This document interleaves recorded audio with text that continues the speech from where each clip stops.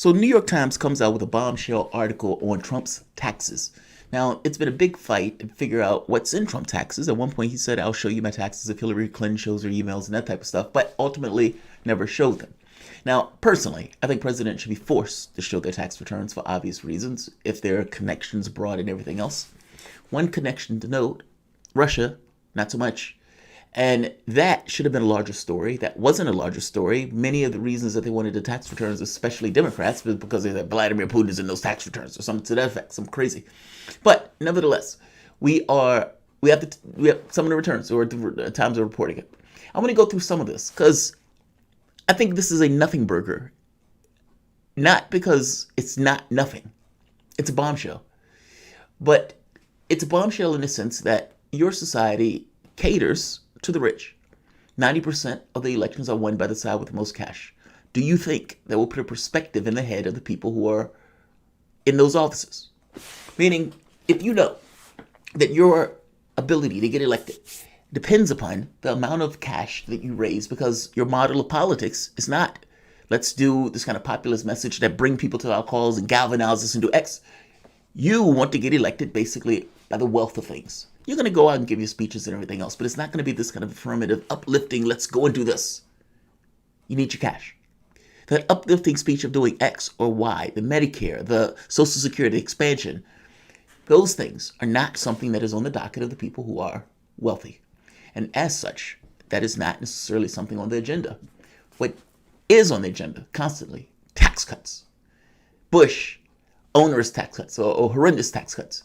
And on top of Bush's horrendous tax cuts, you have Obama giving 83% of those tax cuts, making them permanent. Now you have Trump coming in with his ghastly, awful tax cuts. One of those tax cuts that Obama pushed through gave Donald Trump a $72 million windfall. They may be fighting it in court, but at the end of the day, he was able to collect all of that cash because of provisions that Obama put into office. Homeowners, yeah, we can let those go bust. When it comes to ensuring that the rich keep their scratch or get more of their scratch, that's your guy. If you want the rich to not contribute to the community, put in a Democrat or Republican and they'll ensure that those tax cuts go to oligarch faithfully, which is my point.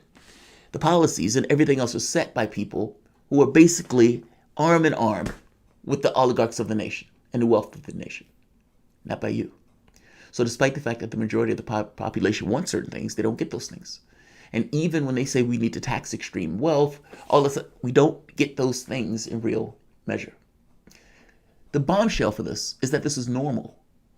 What, 70% of the outdue taxes or revenue that wasn't necessarily paid comes from the top 1%? So this is more normal than you think. When you look at the Panama Papers and you find out the $7 trillion that's offshore, the bombshell here is, yes, the president did all of these things in order to depreciate his wealth in order to get around paying taxes and whatnot. Some of this may be criminal. We will find out at some point, because I would imagine the prosecutors who are looking, they try to get Trump, are probably looking closely at the New York Times piece. But we knew that Trump had lost $1 billion. We knew that Trump, his massive losses, was being used to push forward so he wouldn't have to pay taxes. And so for 11 of the 18 years, he paid zero taxes. And then I think in 2016, 2017, he paid $750. I hate to tell you, this is more normal than I think most people realize. I'm going to read certain parts just of what they're accusing Trump of. And then I'm going to give Trump's response to all of this. Right here. So this is the New York Times piece. Mr. Trump paid no federal taxes in 11 of 18 years, right? In 2017, as president, he paid $750. He's reduced his tax bill with questionable measures, including $72.9 million tax refund that is now the subject of an audit. Yes, thanks, Obama. Many of his signature businesses, including his golf courses, report losing large amounts of money, losses that have helped him lower or get rid of his taxes altogether. The financial pressures on his increasing hundreds of millions of dollars are soon coming due. That's the other part. He had loans that are coming due during his secondary term as president if he wins, or very clearly afterwards. And so we're talking about hundreds and hundreds of millions of dollars. I call this the triumph of spectacle. At the end of the day, the society, our society, basically looked at a man who failed miserably at one business after the next, and yet said that man was the epitome of what it means to be wealthy. Isn't that amazing? Trump lost hundreds of millions of dollars, but he also gained hundreds of millions of dollars on a brand that paid no attention to those losses. For a brand that basically said, this is the epitome of wealth. This is what you strive to be when you strive to be successful. You strive to be like Trump. And he puts his name and his brand on all of these things, and people say, yes, Trump, the epitome of wealth. Except the fact that in real terms, he fails miserably at what he does. After The Apprentice was such a success that it gave Trump a ton of cash. He ends up going and buying a ton of other businesses. And also, just like the previous businesses, fails miserably at those also. So when he becomes president, with a litany and a record of failures, did Trump get into the presidential campaign in order to give a bump to his this persona? And if he did that, and he ends up accidentally winning, there's an irony in that even in trying to lose a presidential race just to get the publicity, even he fails at that and wins. And once he becomes president, he carries on the same legacy that he did when he was failing for the other businesses. In some cases, he gave Ivanka Trump a consulting fee. Those consulting fees, I think, were like 20%, something to that effect, across multiple businesses. But she's basically getting a kickback, and the question is, are they using that kickback in order to just give money to themselves? He uses pretty much everything as a business expense. If he gets a haircut, if he gets his pedicure, mani-pedi, if he gets a restaurant, a house, or whatever, her getting his hair done, all of those things would be exorbitant business expenses. And again, used to lower the amount of his taxes. In 2017, the average federal income rate for the highest earners of 0.001% of tax filers, that is the most affluent of our nation, was 24.1%. Over the past 2 decades, Mr. Trump has paid about $400 million less in combined federal income tax than a very wealthy person who paid an average over the year.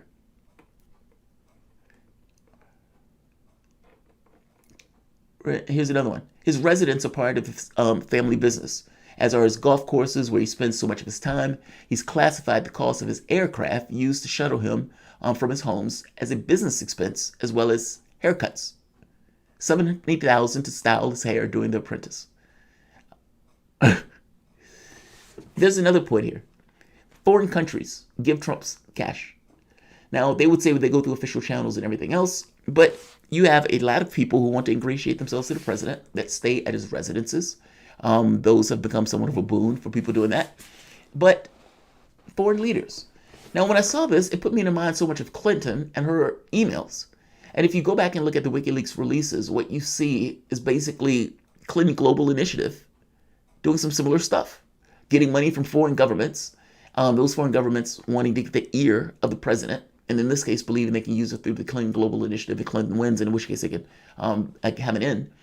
Well, Trump and his businesses, well, some of those people were doing something similar in regards to giving cash. So a lot of these bills are going to come due, and Trump is going to be somewhat of a vice grip in regards to trying to pay these things.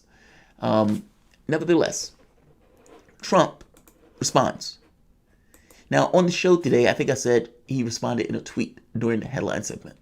He gave a little bit more than a tweet. It was a full-throated response. And I'm going to let you see it. Welcome to the Soapbox.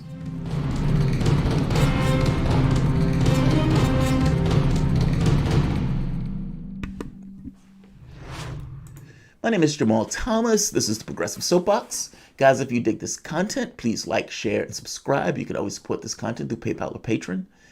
It's so weird. When I was in the hospital, they cut out earrings and stuff. They had to get an MRI. And because they had to take out every metal piece and everything else, every last earring, I think it was like 8 of them in total, 8 or 9, including the tongue ring had to come out. It still feels, I'm so used to having it in, it still feels like it's in there. All right, let's take a look at Trump.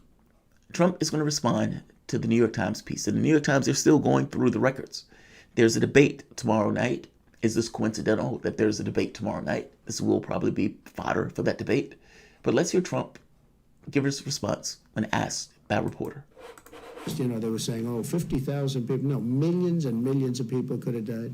Chris will definitely have some questions. And one of the ones that's going to likely, everybody's going to be talking about, is there's a New York Times story that came out about an hour ago that says that when you came to the White House, you were paying about $750 a year in federal income tax.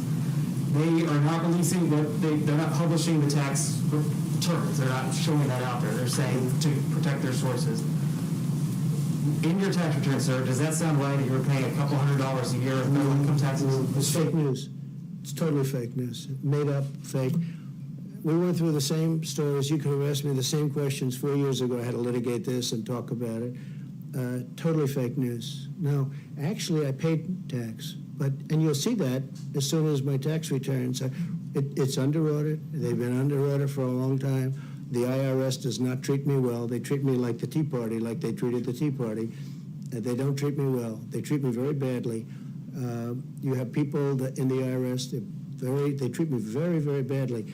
But they're under audit. And when they're not, I would be proud to show it. But that's just fake news. The New York Times tried it, the same thing. They want to create a little bit of a story, they're doing anything they can. Not only that's the least of it. I mean, the stories that I read are so fake. They're so phony. Did they tell you this was going to come out today? No, I didn't know anything about it. Mr. President. I think somebody said they were going to do a negative. They always do. They only do negative stories. I don't think I used to get good stories in the New York Times when I ran for office, and I happened to be conservative Republican. I don't think we've had a good story. They predicted my loss 4 years ago. They then apologized for their bad reporting. Then they predicted the FBI and all of these things. That's now proven to be a hoax, a complete hoax. They got Pulitzer Prizes along with the Washington Post. They should give all those Pulitzer Prizes back because everything was wrong. I mean, it was so bad. Their reporting was so bad, they were wrong.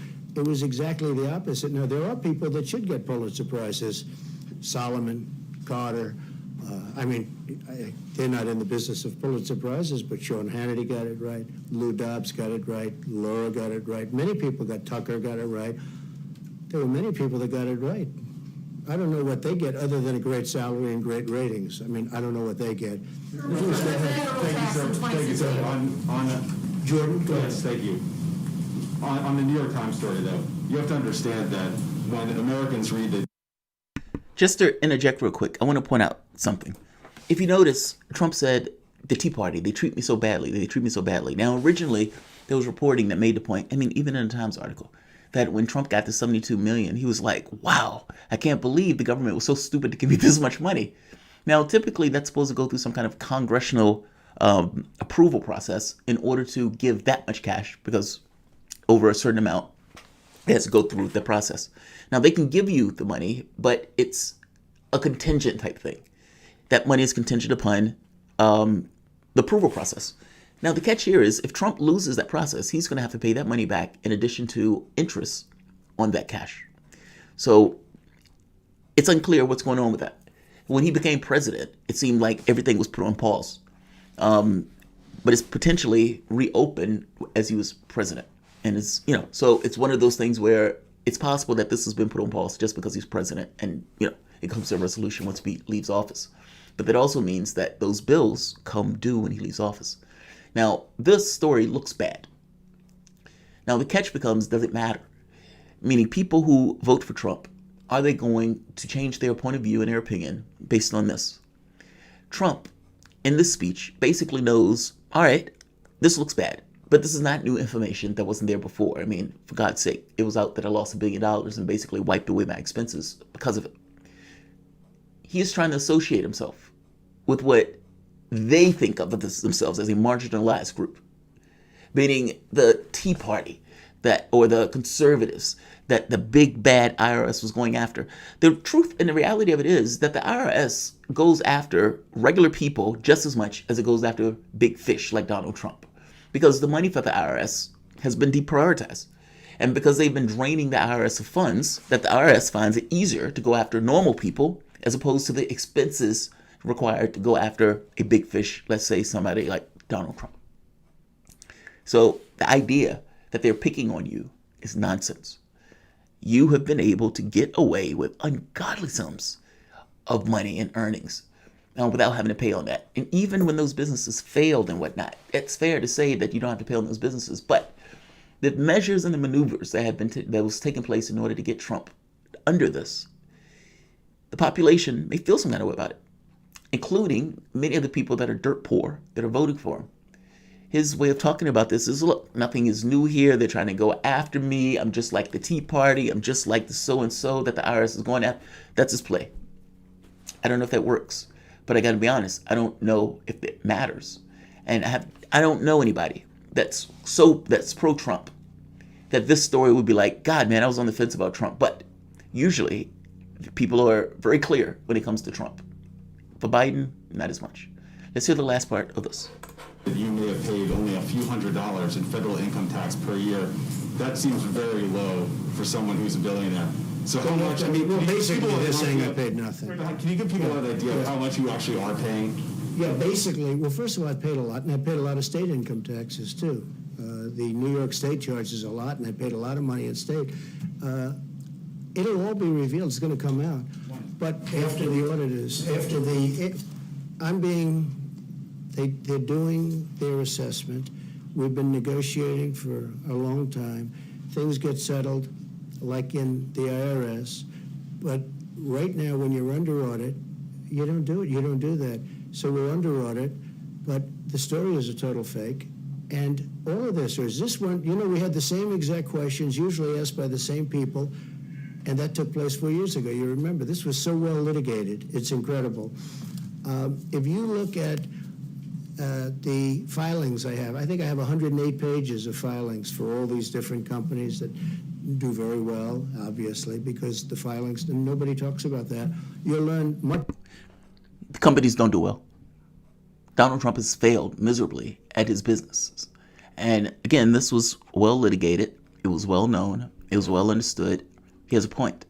He also has a point that the Washington Post, New York Times, all of these guys were getting it wrong for 3 years with this Trump and Russia nonsense. And that one plank after the next basically fell out of it. And nobody seemed to care. Isn't that wild? They pushed stories for 3 years. They failed miserably at getting the story correct. Nobody cares.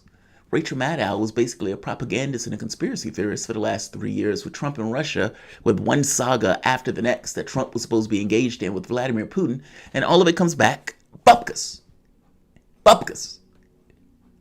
And nobody is held responsible. Nobody cares. They just keep it moving.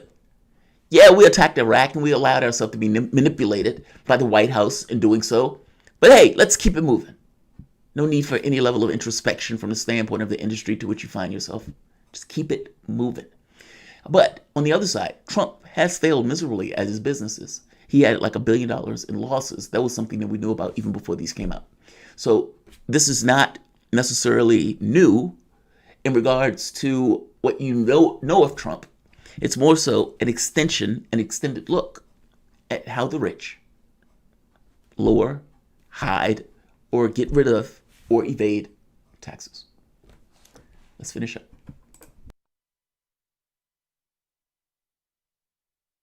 Much more if you look at those filings, and we have to file every single year. But you'll learn much more if you look at those filings. Those filings are very complete. They're very big. They're very powerful. They're very accurate. And those are the filings that you'll learn much more. And when it's done, but when you're under audit, you just don't release them. And again, they treat me very Tell us what you paid in federal I taxes. didn't tell you. I'm talking to him. You should be more respectful of this gentleman. You're very rude to him. But I will tell you that I look forward to releasing that. I look forward to releasing many things. I'm going to release many things, and people will be really shocked. But the New York Times has been doing fake story after fake story. I've never seen anything like it. And people understand it. And people, that's why the media has such a low approval rating now because of what they've done. It's really a shame. That's Trump's response. Fake news. This isn't real. Now his point is, these guys have failed for 3 years. And now they're coming out with another story just before the debates. Fake news. Now, look, I don't know how long you can call that fake news. I don't know if this is going to be something that can be weaponized in the debate. I suppose it can be. But again, I have a hard time believing that people who back Trump care about this. Not to mention in the context of everything else that's going on, meaning the COVID-19s, the 30 million people out of a job, the 30 million people without health care, the tens of millions of evictions, the hundreds of thousands of people at these food courts, the fires on one end of the country, the floods on the other end of the country. I don't know, in the context of all of that calamity, much of which is pinned on Trump, if this even factors in the category of any of these things. It's something that's already known.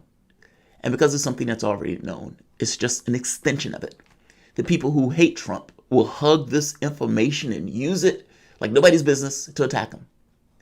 The people who love him aren't going to care. They may care to the standpoint of, okay, this sucks, but the people who really dislike the Democratic Party, I don't know how many people there are that are on the fence for Trump. I suppose probabilistically there are some. I have a hard time believing there are many. And I got to be honest, this was already relitigated. And so, yeah, despite it being a bombshell for being able to get a look and see how somebody can go through their life trying to find ways to fail or, for that matter, to not pay their fair share. For God's sake, I pay more taxes than Trump. You pay more taxes than Trump. That should bother you, whether you're left, right, or in between. The overwhelming majority of the public thinks that they should be raised that taxes should be raised on the rich. I am in full agreement of that. My number is probably much higher than most, but I am in full agreement of that. In this very specific case, Trump, I think is more normal than I think people realize. That itself is the bombshell. Not that a rich person would try to find ways to hide or lower the amount of money they pay in regards to trying to pay their fair share. No, it's not that. The outrageous part, the part that's a bombshell, is yes, you're getting a look at this, but the secondary question is, how normal is this for people of wealth to do this? And that's where I think it gets, that's the bombshell. The normality of this is the bombshell. But Trump gives his response. I'm not going to keep this long. I just wanted to, at the very least, give Trump's response to the story because, after all, the story is about him. And that's going to be in the news for the next day or so. And so I figured having him to be able to give his point of view on it. Calling it fake news doesn't really tell us anything. And I don't have this strong belief that Trump is going to show his tax returns. What would be the reason for him to show them after the election? Think about what I'm saying. Trump loses. Why would he show his returns? Trump wins. Why would he show his returns? I don't believe in either situation he'll do this. The New York Times can put out all the stories that they want. Basically, he's the one with them. And unless they're going to drop the returns themselves, it's a he said, she said. But I got to be honest, Trump lies as easily as breathing. And from my side of it, I think the story is probably more right than not. Pop reality, I find myself wanting Dementia Joe to lose to give more credence to the hashtag People's Party, with no one with integrity can then say that the party is quote unquote Democrats. We destroy one wing of the plane, it falls. Destroy one wing of the plane, it does indeed fall on Pop. Integrity can say the Democratic Party is doing right. We destroy one wing of the plane. So here's the thing, Pop. I agree with you. I feel the same way. And what I mean by that is,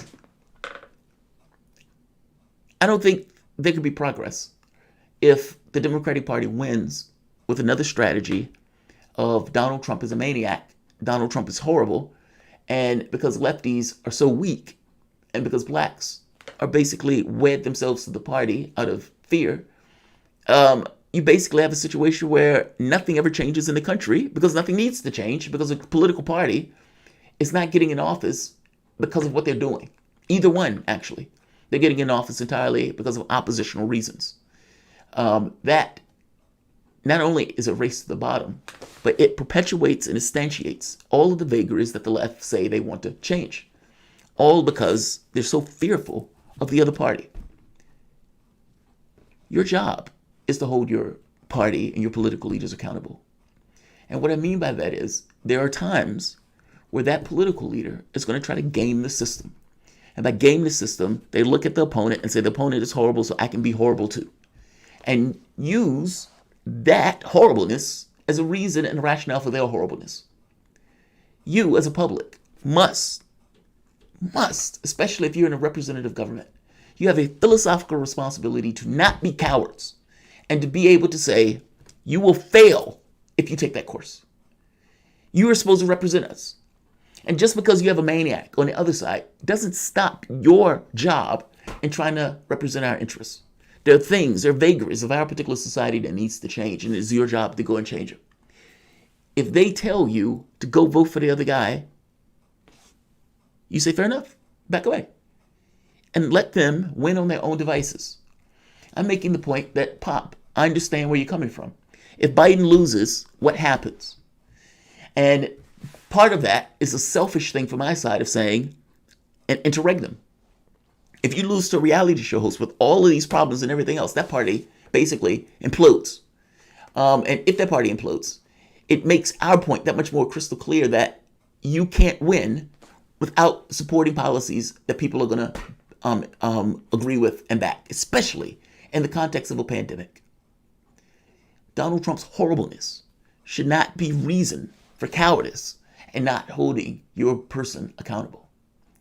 If they don't want to represent your interests, if they don't want to represent and back policy that the overwhelming majority of the public backs, they are on the outskirts of that. You're not being the purist, they are. How are you being the purist when you're basically in the center of the country saying, yeah, I want Medicare for all because we're in the middle of a pandemic? If the Democratic Party decides to tank it to a maniac because it doesn't want to appropriate policy that is dramatically popular in order to bring energy and vigor into the party in order to beat Donald Trump in a landslide, then that is the Democratic Party making a choice to lose to Donald Trump. That is not on anybody else but the party. The same thing was true in 2016 with Hillary Clinton. The same thing will be true in 2020. I know where you're coming from, Pop. I feel the same way. I try to not feel any particular way because I don't have a dog in this hunt. And the fact of the matter is, if Joe Biden is able to win on this notion of fear, then Donald Trump is going to be a boogeyman for years to come, that they try to tell children at night in order to get those bad lefties to vote for whatever random Democrat they put up. Not to mention, year after year after year, they're going to be one monster after the next. Ted Cruz, Tom Cotton, all of these guys back to back, which means, what is the Democrat going to do? They're going to do what they always do. We can be further to the right now, but just not so much as that guy. And we use that as our political argument. Aspirational politics, buried for years to come and decades to come. Because the left and because people of good character don't have the courage, or for that matter, the vigor, to say no. We need patriots, Pop. And by patriots, I mean people who can look at the political system and say, yeah, I'm not following that. I'm fighting for this policy because this policy is the thing that the public requires. That's different. So I'm going to leave it here. Like, share, and of course, subscribe. Thanks all. Wow, there are people here. I didn't realize there are people here. The code could care less about your morals. Yes. When Trudy take her teeth out. Trudy's here. Yeah, I know you disagree with me, Trudy, on this. I know you disagree with me, Trudy. But what am I supposed to do? If I say Medicare for all has 88% support in the Democratic Party, that is nearly unanimous support among Democrats. Honestly, what should have happened politically, strategically, is for people who are in the party, people like Sam Cedar or the Young Turks, or whoever else, the Sunrise Movement, all these other groups. The people who are in the party should have been working in tandem with people outside of the party. And the people outside should have said, you get our vote when you represent our interests. 88% of your party, your Democratic Party, supposedly in a representative government, backs Medicare for all. 70% of your public, again, majority, you're in the middle of a pandemic with, 5, 6, 7 million people infected with the illness and with 200,000. It is unconscionable that you don't back Medicare for all. We shouldn't even have to make this argument for you to back Medicare for all. But what we will do is make that argument. This is our demand. You can add one or two others that are dramatically popular, but this is our demand. Our demand is basically in the center of the nation. You are not. And so if we're looking for somebody to represent our interests, representing our interests in this very specific moment is backing Medicare for all. And if you don't want to do that, you will lose. And having people in the party, like the Young Turks and the Cedars of the world, screaming, you're going to lose if you don't do this. You're going to lose if you don't do this. All of the lefties like AOC, you're going to lose if you don't do this. And create a cacophony of people inside the party and outside of the party basically screaming the same thing with the idea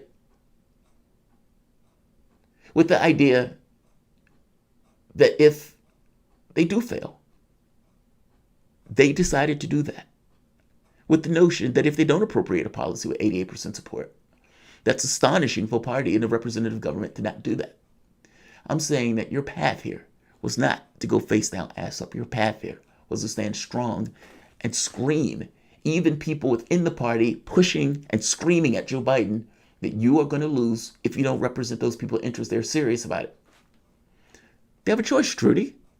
If the Democratic Party decides to tank it because they don't want to appropriate policy or set the precedent of the public coming together in a clear voice and saying, this is the policy we want. If they tank it, there are questions, Trudy, that you need to ask. Meaning, what does it mean for a party to do that?